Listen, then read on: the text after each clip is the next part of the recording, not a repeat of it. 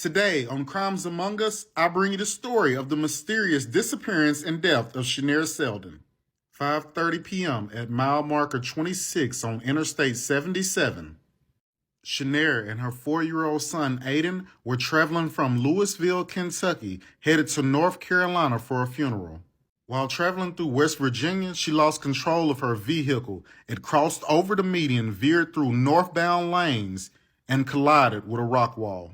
Shanaira was treated for minor injuries. Tragically, her 4-year-old son, Aiden, was pronounced dead at the scene. After Aiden's passing, Shanaira would try very hard to start pulling things back together, to kind of get back to her. It was very hard, which it would be for anybody if they lost their son. I have 4 daughters. I could not imagine losing any one of them. So I know this was very tough on her. And her mother was trying everything to help her deal with it. So at this point, come around 2018, I believe, a friend of the family contacted Shameka. This would change everything. He wanted to know if he could get out of his situation and move in with her. And I mean, he was in a terrible situation and she knew about it. Shameka knew about it. She did not want him to be in that situation. So she went ahead and said yes, that she would let him move in. Now, the crazy thing about this is this whole move is what could have been the demise of Shanaira, the death of Shanaira. After some time of living together in such close quarters, Shanaira and Jonathan went from friend to something more intimate. Now, Shameka did not agree with this at all because she knew her daughter was still very vulnerable after her son's death. She did not think this was a good time. She felt that at this point, she could be easily manipulated by anybody to do anything or to be with anyone. Then suddenly, Shameka started to notice a change in her daughter, a good change. It almost as if she was healing. She was handling the grief a little bit better being with Jonathan. A few months later, Shameka, Shanaira's mother, a therapist that works in addiction, got word that Jonathan was using drugs. Shameka, working in this field, already knew that drug addiction runs deep. So deep that it runs right to your partner, and that she was very afraid could happen. So she wanted him out of her house. She'd never known her to take any drugs, so at this point she wanted him out.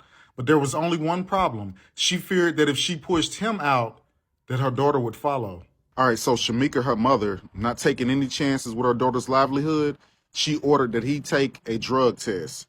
She wanted to know if he would take one, and of course, with closed arms, he refused it. He would not take a drug test for her. And just like she thought, in April of 2018, he moved out.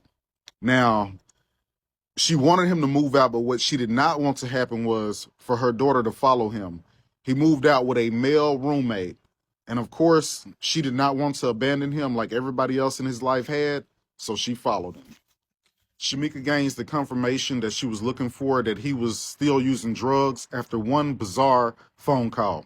Shanaira was attending a gender reveal party of her best friend when she called her mother and she said, "Come and get me now." Her mother asked, "Now? Like, do you mean now?" She was like, "Yes, like right now. Come and get me." So Shameka asked her, "Is Jonathan going to be with you?" And she told her, "No, he will not be coming with me." So when Shameka saw her daughter face to face, it was very apparent that she was high. And she could tell this was no normal marijuana or weed high. Maybe she's known her daughter to do it in the past. I'm not really sure. Maybe she's just seen all of these people, in the business that she works in, being high. But she knew that this was not a normal high. She was completely out of it. So she asked her to come to the hospital. She took her to the hospital, and the test confirmed that there was meth in her system. And the ghostly look that came over her face, she had no idea. There was no way that she was doing any type of meth. So to me, that means that whatever she was smoking was laced. I don't know if they was putting this in there because that's something that they normally do for themselves to get high, or if they was doing this to actually do something to her, as you will find out a little later. Shanaira felt so betrayed by this that she moved back into her mom's house, but she still constantly thought about Jonathan. So she would remind her, "Look, you don't know what was in that day. You don't know how you were drugged or why you were drugged. You cannot go back." All right, so one day while Shanaira was laying across Shameka's lap, she started to confess something to her. She said, I really do not like his friend. And she's like, so what do you mean by you don't like his friend? She's like, well, they tried to make me do stuff. So her trying to understand and not alarm her at the same time, she wanted to know what that meant. What do you mean that they try to do stuff to you? She said, well, sexual stuff. And I mean, that right there just highly alarmed her, as if she wasn't already alarmed enough about the stuff that's going on over there at that house. But nevertheless, she was back in the house with her mom. She was safe. She knew that she was safe as long as she was with her. She got back in school. She enrolled herself back in school. She had aspirations of becoming a nurse. So everything was on the up and up. She was getting her credit score back together. I mean, she had great things happening for her, but she was still trying to convince mom that he was now clean. Like this guy had changed. He's been described as someone who didn't have a rusty pot to piss in or a window to throw it out of. This guy was no good for her. October the 11th, 2019, Shameka receives a call from her son that Shanaira is gone. So she freaks out about this. She goes, she gets on a security footage. She checks into this and she realizes that she did get in the car and leave. So she calls her. She constantly just ignores her phone call. Finally, she answered the phone and she says, look, I'm going back to Jonathan. I'm going back to him. I love you. I will call you when I get there. And she stuck to it. When she got there, she called her. They talked about 1 hour on the phone, and Shameka did not hold back about her displeasure of this. She did not feel like this was good, at all. Shanaira more than likely knew he was still using drugs, but she had a deep pulling from him. I mean, it was intense the way that she would always find her way back for him. It was like she needed him, that she was addicted to him, basically. He was her addiction.